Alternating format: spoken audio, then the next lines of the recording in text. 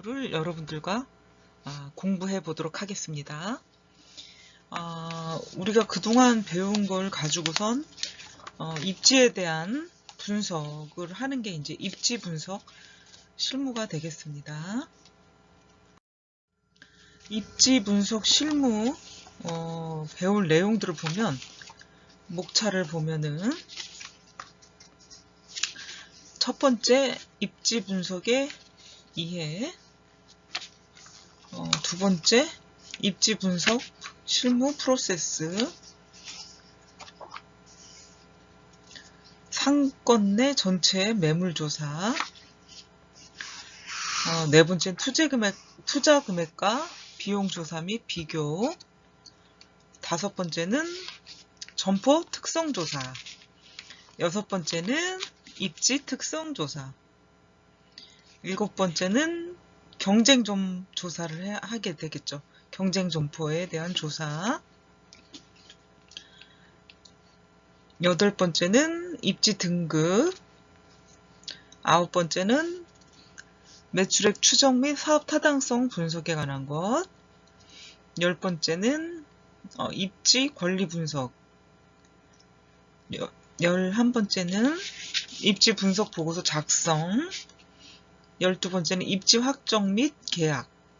이렇게 해서 그 12개의 어떤 내용들, 배울 내용들 목차가 나왔는데 12개라는 목차, 배울 그 목차들이 많다 보니까 이번 주에는 점포 특성 조사까지 공부를 하고 후반부는 다음 주에 수업을 나가도록 하겠습니다. 그래서 오늘 시간은 입지 분석을 이해하고 분석 프로세스를 설명을 하고요. 상권에서 전체 매물 확인하고 어떻게 조사를 하는지 조사 방법을 설명을 하고요. 투자 금액과 비용을 조사하고 후보지를 선정하는 방법을 설명할 수가 있겠고요. 점포 특성, 입지 특성 조사, 경쟁점, 입지 등급이 있는데 오늘은 점포 특성 조사까지 하겠습니다. 다음. 그래서 입지 분석 실무는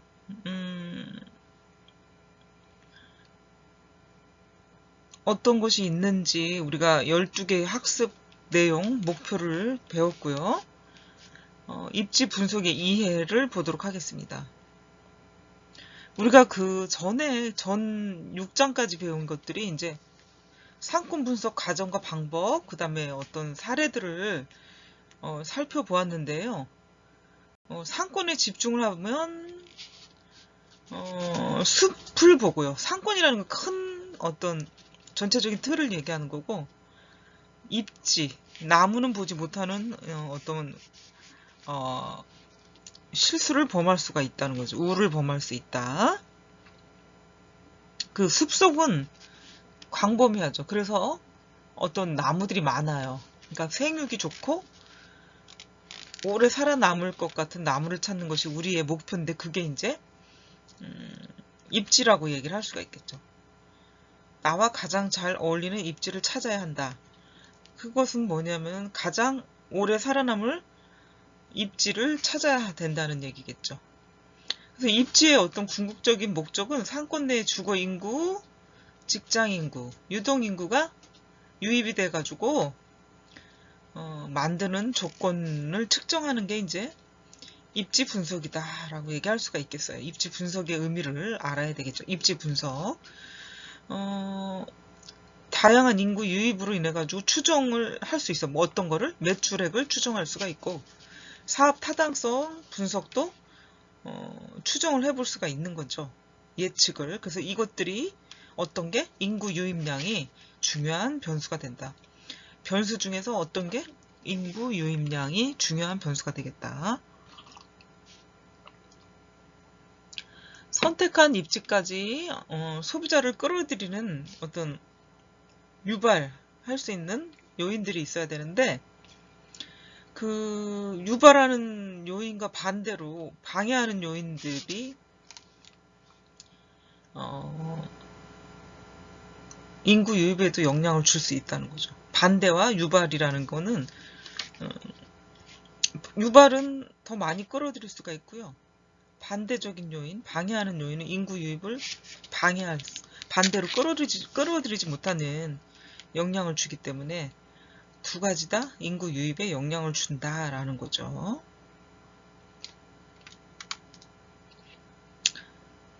그래서 이제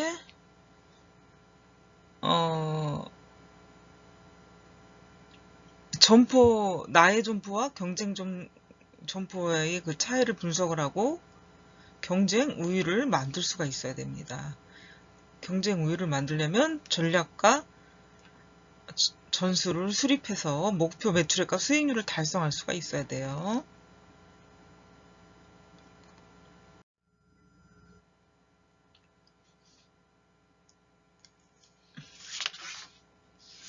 입지 분석의 개요를 볼게요.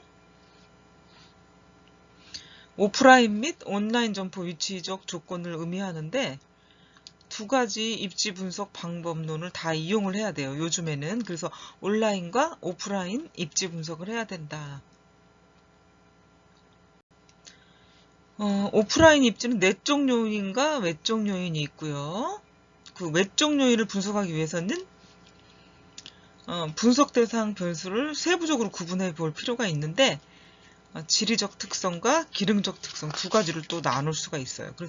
그러면은 그 외적 요인 중에 지리적 특성과 기능적 특성을 볼 수가 있는데 그럼 지리적 특성은 가시성, 인지성, 접근성, 호환성이라는 건 서로 교환할 수 있는 거, 상호 보완해 줄 수 있는 거, 홍보를 잘해야 고객을 유인할 수가 있겠죠.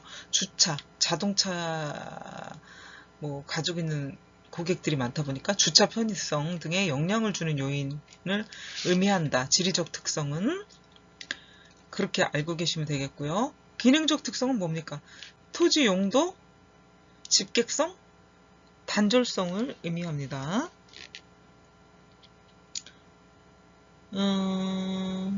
그래서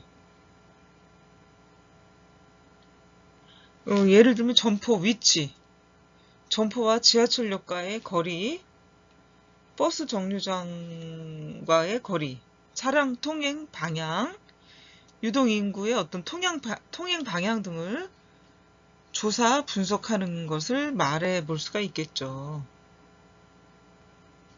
그죠? 지리적 특성.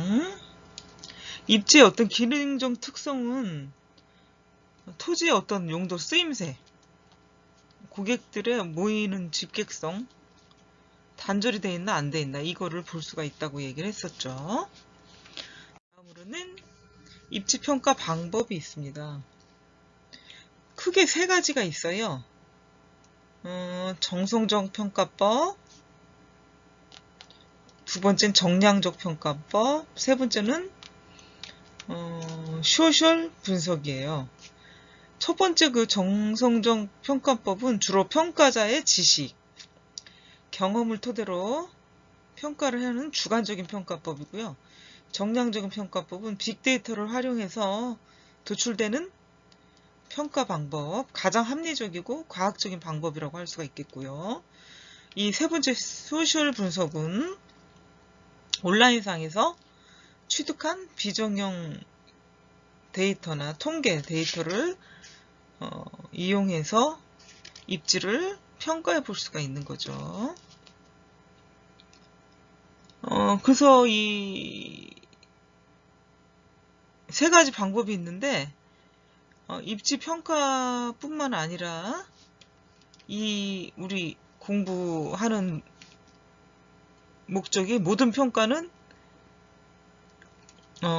이 세 가지 방법을 적절하게 조합해 가지고 만드는 게 최상이라고 볼 수가 있겠죠. 과학적인 상권과 입지 평가를 해서 가장 이상적인 방법을 계량적 평가라고 얘기할 수가 있어요.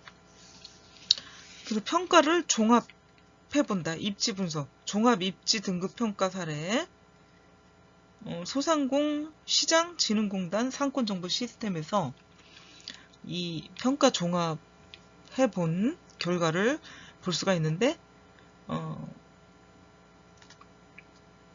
여기에 결국은 입지 등급은 2등급이 되겠고요. 여기 입지 등급은 45개 업종별 입지 등급의 평균이 되겠고, 개별 업종의 입지 등급을 참고를 해서 보면 더 좋겠습니다. 정확한 어떤 참고가 되겠죠. 입지 등급이 나왔던 것이 어떻게 해서 2등급이 나왔나 하는 걸 참고해서 볼 수가 있겠죠. 그래서 평가를 종합한 거 결과 이렇게 그림 7-1로 교재에 나와 있고요. 또 여러분도 이렇게 지금 수업 PPT에서 볼 수가 있겠죠.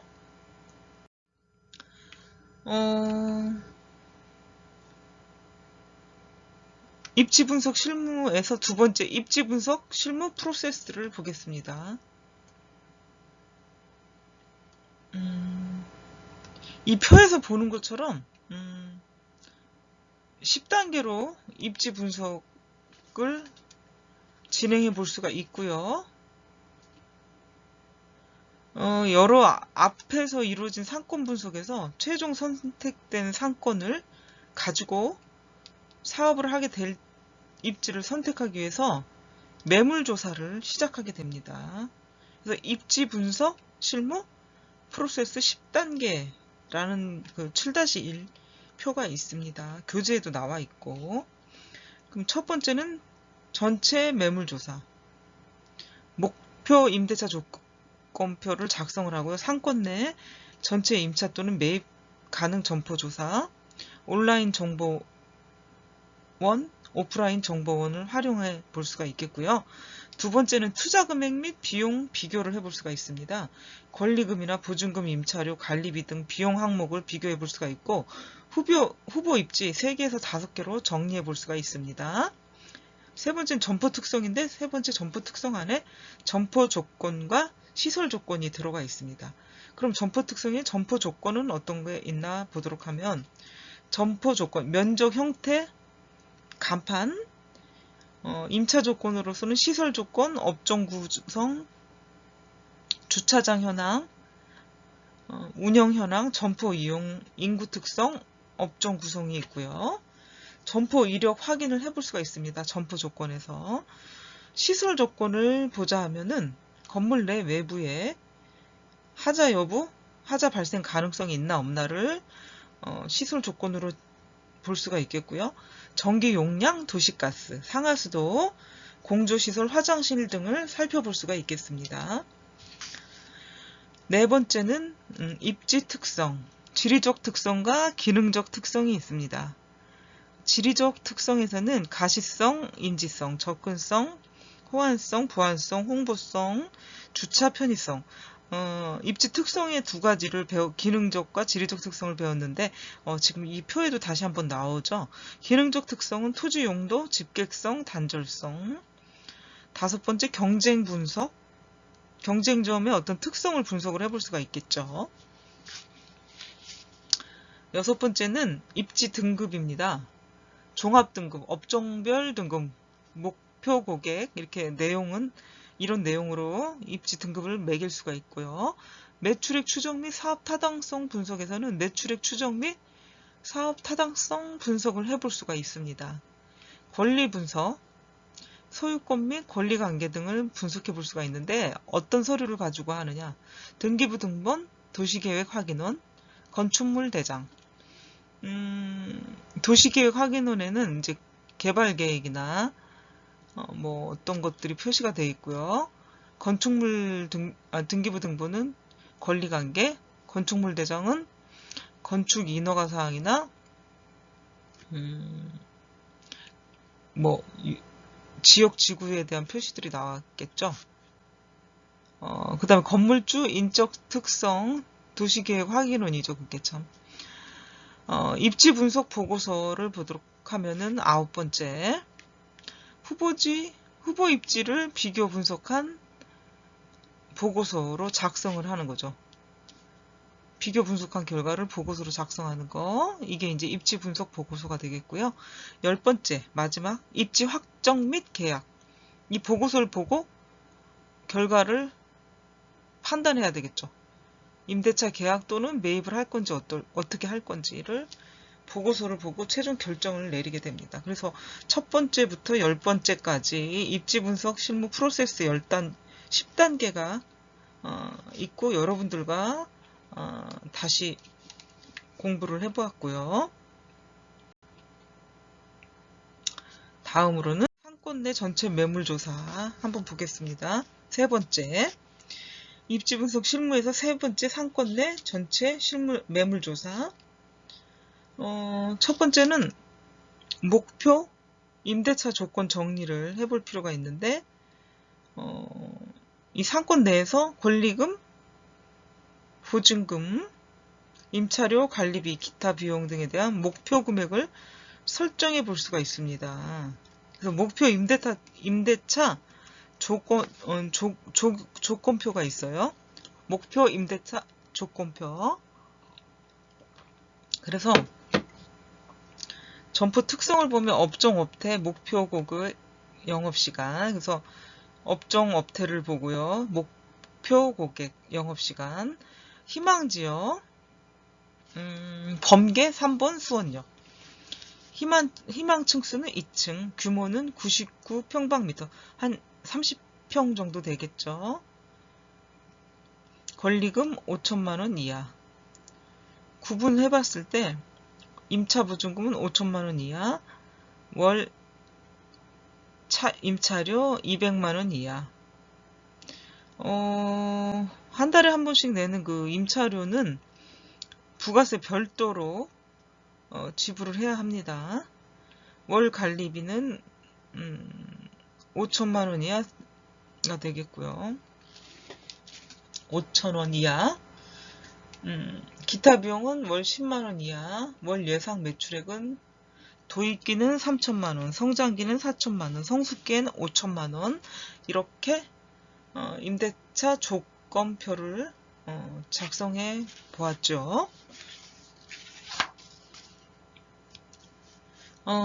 이런 목표액을 설정하지 않고 조사를 하면은 어떤 예상하지 못했던 부분이 나올 수가 있기 때문에 잘못된 선택을 하게 될 수가 있어요. 그러면 그렇게 되면 사업의 위험이 커질 수가 있기 때문에 목표 임대차 조건에 부합하지 않는 자신의 투자 가능 범위를 넘어서는 입지를 선택할 수가 있기 때문에 선택하지 않게 하기 위한 조건표라고 할 수가 있겠죠. 다음, 상권 내 전체 매물조사에서 두 번째 점포개발정보원. 목표 투자금액 범위 내에서 투자 수익률이 가장 높은 점포를 선택하기 위해서 입지 분석은 후보지 찾는 것부터 시작이 되고요. 두 번째는 후보 입지 탐색은 매물로 나와 있는 점포의 정보를 취득하는 과정이 되겠고요.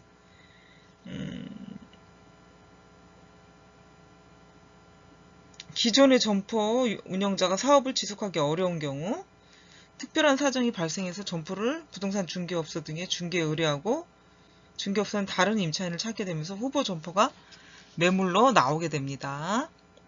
세 번째는 과거에 부동산 중개인이나 주변인의 지인 또는 점포에 표시된 임대 안내문을 통해서 취득했던 정보가 다수라면 최근에는 온라인을 통해서 정보 취득 경로를 활용하고 있고요. 네 번째는 자신의 상황에서 가장 유리한 정보원을 활용할 필요가 있다 하는 거죠.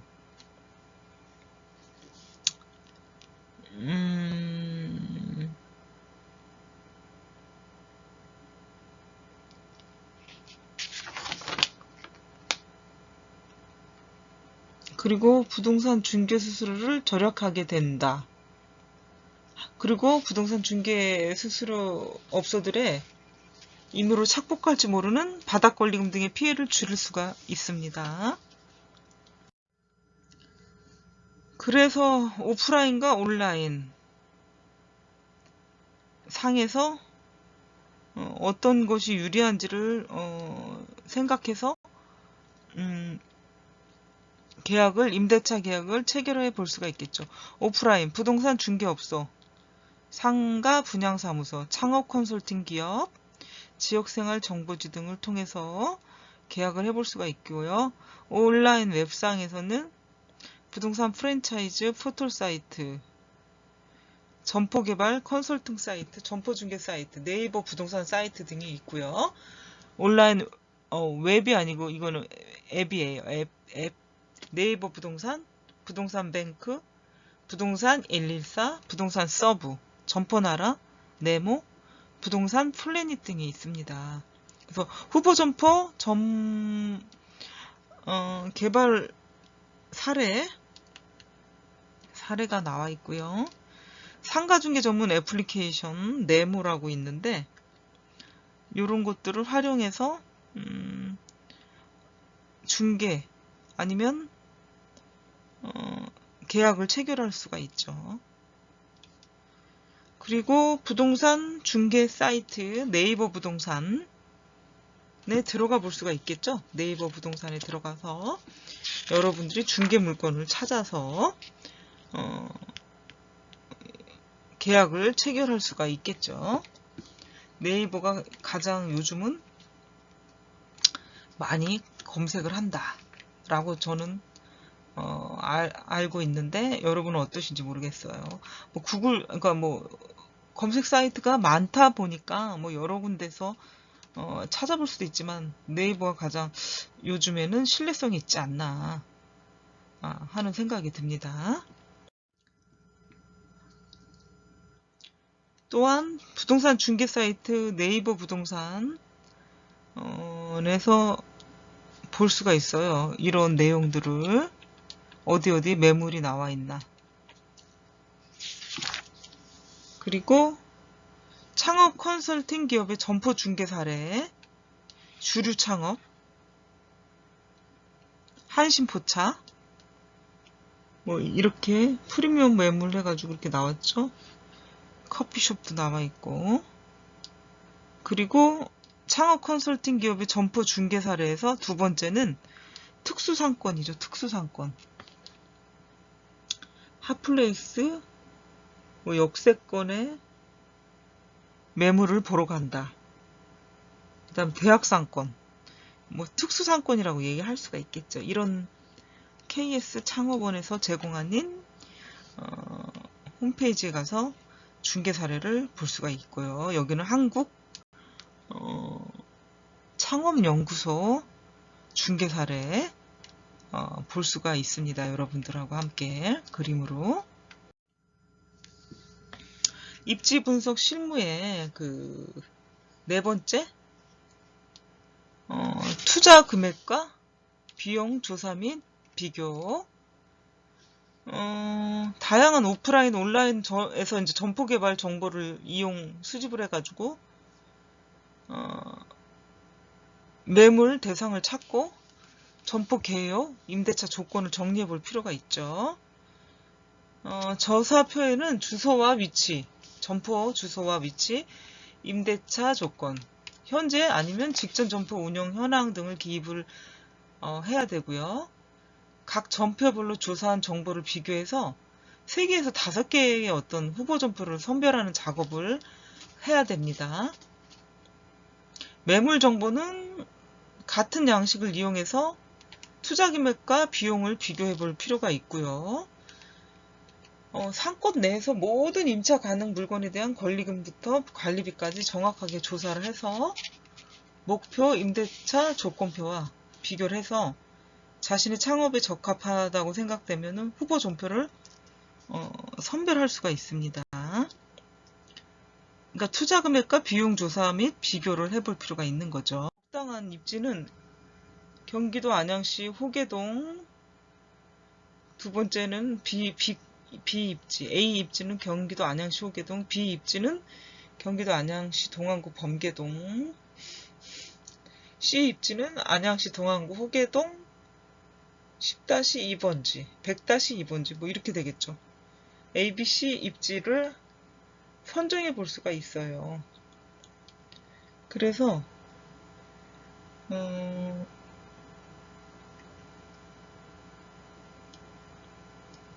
점포 임차에 소요되는 투자비와 비용을 따져볼 필요가 있죠. 권리금은 얼마, 임차 보증금은 얼마, 임차료 얼마, 관리비 얼마, 중개수수료 얼마 해서 이걸 따져서 관련 비용이 얼마나 드는지, 그 다음에 곧 이런 게 사업의 주요 원가가 되는데, 원가가 높지 않고 적당한 입지를 선택하는 것이 목적이 되겠습니다. 수익률을 극대화시키기 위해서는요. 투자금액과 비용조사 및 비교해서 임차 보증금에 대한 거를 배워보면은, 임차 보증금은 타인의 부동산 또는 동산 등의 월세를 내는 조건이죠. 월세를 내는 조건으로 사용하는 게 이제 임차 보증금의 개념이에요. 월세를 내고 사용하기 위해 지급하는 보증금을 얘기하는 거죠. 글쎄, 임차 보증금. 사업을 위해서 임대차 계약 시점에서 향후 매월 후불로 지급하게 될 임차료의 지급을 보증하기 위한 목적이 되겠죠. 만약에 2기나 3기의 월 임차료를 지불하지 못했을 때는 보증금에서 제하고 명도소송을 할 수가 있죠. 법적으로. 임차인의 월 임차료, 관리비 등을 연체하는 경우 임차보증금에서 차감하게 되고요. 임차보증금 통상 1, 2년 임차료의 합계 금액 정도가 됩니다.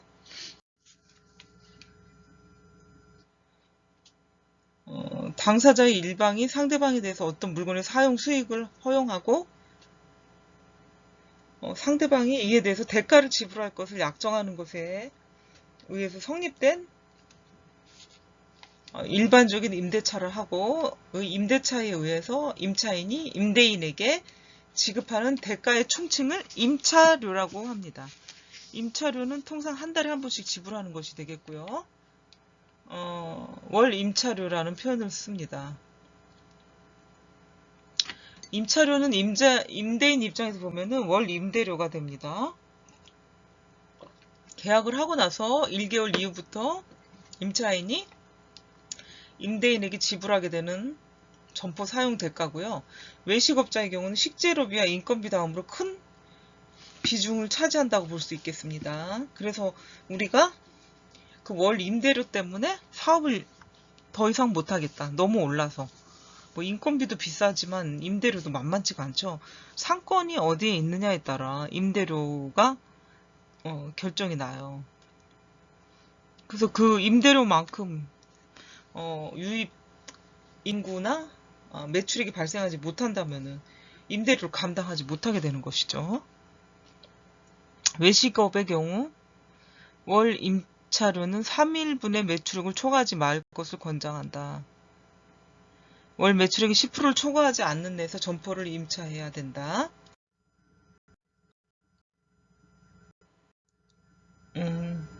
지난 거죠. 네 번째 권리금에서 표준관리금 계약서 작성 보도록 할게요. 이거는 이제 표준권리계약서 권리계약서 작성 권리금 작성이 상가건물 임대차 권리금 계약서인데 이 9장 정도가 있는데 첫 번째 장이 이렇게 나와요. 임차인과 신규 임차인이 되려는 자의 어떤 권리금 계약서다. 소재지, 임대면적, 업종, 상호, 전용면적, 허가번호, 임대차 목적물, 임차인의 임대차 계약 현황, 임대차 관계, 임차보증금, 관리비, 계약기간, 월차임, 부가가치세가 나오고요. 계약 내용을 보면은 권리금의 지급이 나와요. 제1조. 총 권리금 얼마, 계약금 얼마, 중도금 얼마, 잔금 얼마 이런 식의 어떤 양식, 계약서 양식이 있는데 여기다가 이렇게 상가건물 임대차 권리금 계약서를 쓰게 되는 거죠. 유형의 재산적 가치, 뭐 무형의 재산적 가치 내용을 쓰게 되겠죠. 그래서 이게 제일 중요한 내용이 주가 되겠고 뭐 그 뒤에 부가적인 내용들이 9장이 달려서 나옵니다. 그래서 이런 계약서를 쓴다. 상가 건물 임대차 권리금 계약서 양식을 여러분들과 그림으로 보았어요. 다섯 번째는 중개수수료입니다. 중개수수료. 요거는 한국공인중개사협회 중개보수요율표가 나오고 있어요. 그래서 중개보수요율표를 클릭을 하면은 한국공인중개사협회에 들어가서 정보마당에 중개보수요율표를 클릭을 하다 보면 여기에 매매교환 거래금액 나오죠. 그래서 중개보수료가 나오고 있습니다. 그래서 부동산 중개업자가 중개를 한 대가로 받는 보수가 중개수수료고, 상한요율은 1000분의 9 이내에서 중개업자가 정한 상한요율 이하에서 의뢰인과 개업공인중개사가 협의해서 결정을 할 수가 있고, 중개 시점에는 공인중개사법, 한국공인중개사협회 홈페이지 시도 조례를 확인해 볼 수가 있어요. 여기 이 표에서 볼 수가 있다, 확인해 볼 수가 있다 하고 그림으로 여러분들과 볼 수가 있었습니다. 입지 분석 실무에서 다섯 번째 마지막이죠. 점포 특성 조사. 조사자는 앞에서 확정된 후보지를 대상으로 각 입지에 대한 점포 조건과 시설 조건을 표 7-7 점포 특성 조사 항목 사례로 알아볼 수가 있어요. 그래서 세부적으로 조사를 한 항목들이 있죠. 점포 특성을 보면은 점포 조건과 시설 조건이 있습니다. 점포 조건은 점포 구조죠, 구조. 어떤 구조로 생겼나. 근데 그 구조에는 어떤 것들이 들어가 있나. 면적, 어떤 형태, 간판 등을 볼 수가 있겠고요. 입차 조건을 볼게요. 시설 조건, 업종 구성, 주차장 현황, 운영 현황, 점포 이용 인구 특성, 업종 구성 등을 볼 수가 있겠습니다. 그리고 점포 조건의 마지막으로는 점포 이력 조건을 내용들을 확인해 볼 수가 있겠습니다. 점포 특성에서 시설 조건을 보면은 건물 내 외부의 하자 여부와 하자 발생 가능성이 있는지 없는지를 확인해 볼 수가 있어요. 시설 조건으로.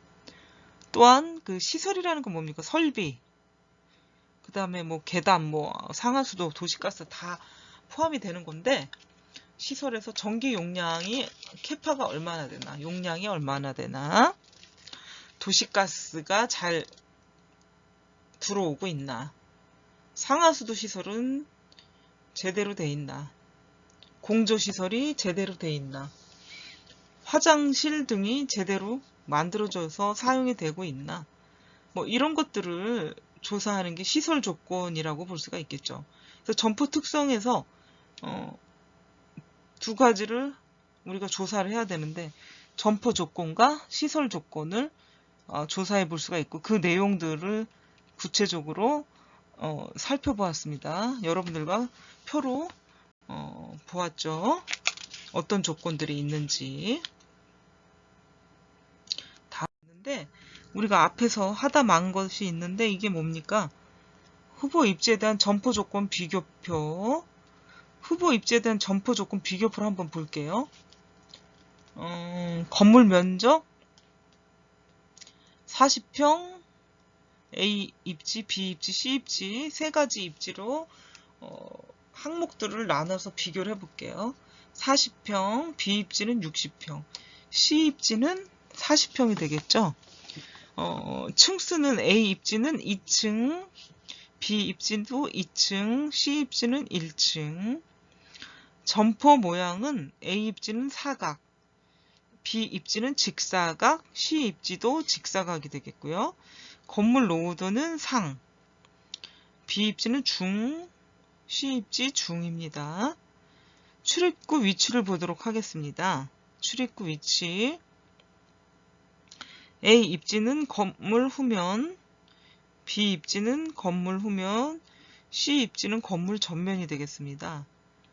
출입구 높이를 보면은 A 입지 2.5m, B 입지도 2.5m, C 입지는 3m가 되겠습니다. 간판 위치를 한번 보면은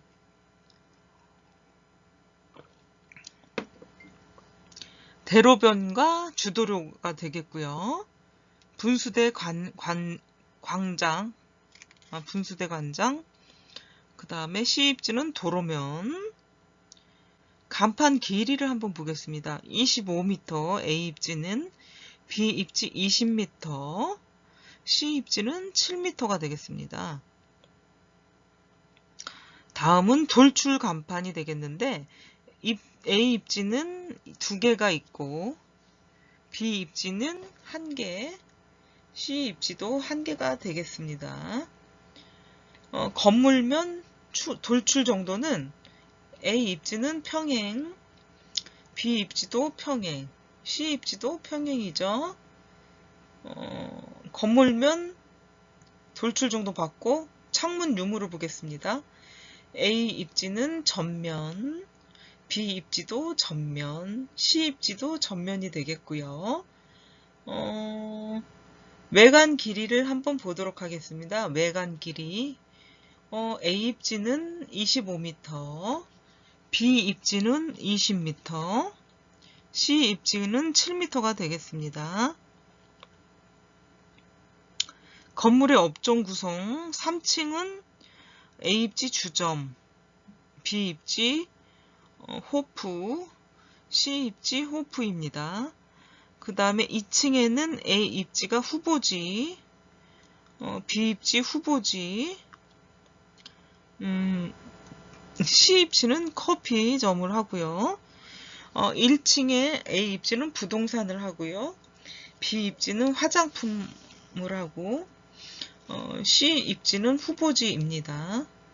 지하 1층은 주차, A 입지는요. B 입지도 주차, C 입지도 주차입니다. 엘리베이터 유무를 보도록 하겠습니다. A 입지는 있고요. 엘리베이터가. B 입지도 엘리베이터가 있고요. C 입지는 엘리베이터가 역시 있습니다.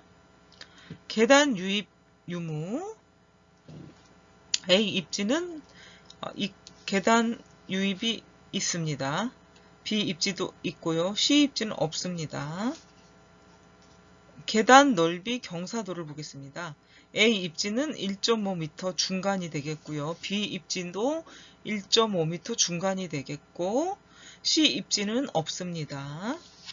화장실 위치를 보겠습니다. A 입지는 내부에 있고, B 입지도 내부에 있고, C 입지는 공용이 되겠습니다. 이럴 때 이제 내부에 있는 화장실 더 깨끗하거나 유리할 수가 있죠. 고객들이 이용하기가 편리하기 때문에 이런 것들을 다 비교해서 점포 조건 비교표를 만드는 거죠. 비교하려고. 참고를 보겠습니다. A 입지는 없다. B 입지는 내부에 있다. C 입지도 내부에 있다. 환기 시설을 보겠습니다. A 입지는 없다. B 입지는 있고 추가 시설을 할 필요가 있다. C 입지도 있는데 추가 시설을 할 필요가 있습니다. 주차 대수를 보겠습니다. A 입지는 건물 공용에 사용이 가능하고요. B 입지는 없고 외부 공용, C 입지는 건물 공용이 되겠습니다. 그래서 후보 입지에 대한 점포 조건 비교표가 되겠어요. 안양시 범계동 점포에 대한 이력조사, 아니면 점포 조건 비교표를 먼저 만들어서 보고 이력조사를 할 수가 있는 거죠.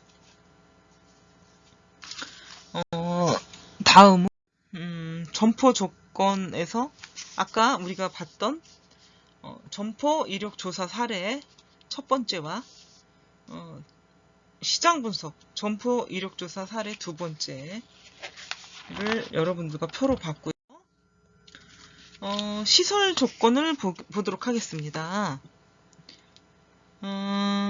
이 점포 항목들이 대부분 점포의 외부에서 조사가 가능한 내용이라면 시설 조건 항목은 건물 내 외부의 하자 여부와 하자 발생 가능성, 전기 용량, 도시가스, 상하수도, 공조시설, 화장실 등과 같이 점포 내부에서 확인해야 하는 내용이 주를 이루는데, 특히 음식점을 위한 점포의 경우는 요런 지금 박스 안에 있는 거를 주의해야 된다.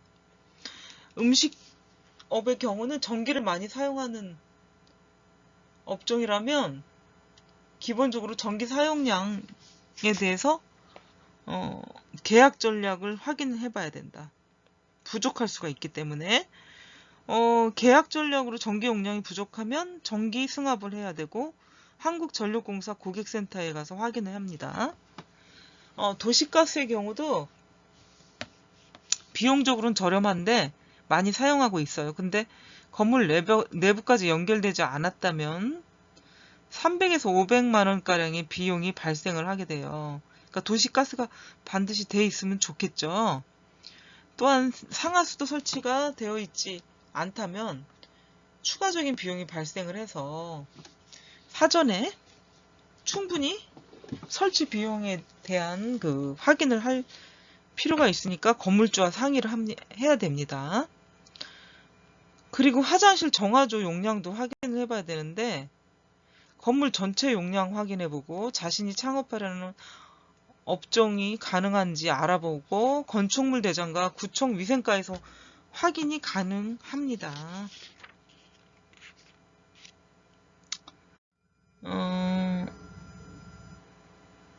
계약 전력을 증설할 때는 전기공사 면허업체를 선정해가지고 내선공사를 한 후에 전기사용 신규 신청과 동일하게 신청을 하면 되는데 사이버 지점 신청 접수 업무 찾기에서 전기사용 신청 검색해가지고 신청 가능하고요. 관할 한전지사에서 또 신청이 가능해요. 내방하거나 우편 팩스로.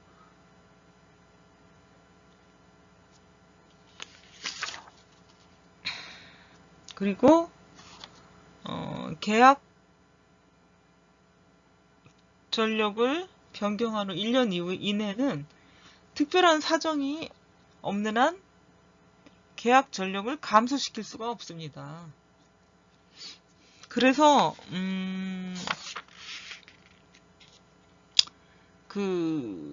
구비 서류가 뭐뭐가 있는지 한번 보면 주택용 및 계약 전력 5kW 이하는 전기 사용 신청서가 필요하고요. 단 사업 사용자 임차인 명의로 신청 시에는 전기 사용 신청서에 소유자의 날인을 받아가지고 임대차 계약서 사본과 함께 제출해야 됩니다. 계약 면적 6kW 이상은 전기 사용 신청서 양식을 다운받거나 직접 가서 신청 접수를 하게 됩니다. 건물 소유자가 아닌 사용자, 임차인 명의로 신청 시에는 전기 사용 신청서의 전기 사용자란 밑에 소유자 날인을 받은 후에 임대차 계약서 사본 첨부해서 신청서 뒷면에 전기요금 연대보증 각서에 소유자 날인 인감 후 인감증명서를 첨부해서 한전 방문 및 소유자 주민등록증 사본을 제출해야 됩니다. 어떤 서류를 같이 제출해야 되냐면 주민등록증 사본, 건축허가서 사본, 건축물 관리대장, 건물 등기부 등본 중에 하나를 가져가야 되고요. 사용 전 점검 신청서 및 전기설비 단선 결선도, 사업자 등록증 사본, 사용설비 및 콘덴서 내역 이런 것들을 해서 제출해야 되고요. 네, 이제 이 별표가 있어. 눈꽃 표시. 사용 전 점검 신청서와 전기 설비 단선 결선도 이거는 사용 전 점검 희망일 3일 전까지 제출을 해야 되고요. 사업자 등록증 사본, 사용 전 검사 실시 확인서는 전기 사용 개시 전까지 제출하면 되고, 사업자 등록증 사본을 전기 사용 개시 전까지 제출하지 못하는 경우에는요, 주민등록증 사본 또는 다른 전기 사용 장소의 사업자 등록증 사본을 제출해도 가능을 합니다. 이렇게 여러분들이 구비 서류를 알아두시면 되겠고, 다음은 시설 조건에서 시설 조건 비교표를 보도록 하겠습니다. 계약 전력은 20kW나 10kW 입지 A, B, C가 있는데, 도시가스 건물 내 사용 가능, 화장실 140인 이상 충족, 상수도 이상 없고 하수도 배관지름 점검 필요가 배관지름 점검 필요성이 있네요. 그리고 공조시설은 중앙 집중식, 신규 설치 필요하고, 간판 전면 사용 중이고요. 소유권에는 이상 무다. 소유권에는 아무런 하자가 없다. 이상이 없다. 소방법 등 기타 법률상의 문제점도 없다. 입지 A 시설 조건 비교표인데, 이렇게 입지 A 쓰고 그 다음 B 쓰고 C 쓰고 이렇게 써 내려가서 비교를 하면 되겠죠. 예, 그래서 시설 조건 비교표를 작성하게 될 수가 있어요. 아까 우리가 배웠던 시설 점포 조건 비교표를 이렇게 보면서 시설 조건 비교표도 만들어 볼 수가 있는 거죠. 그래서 오늘 수업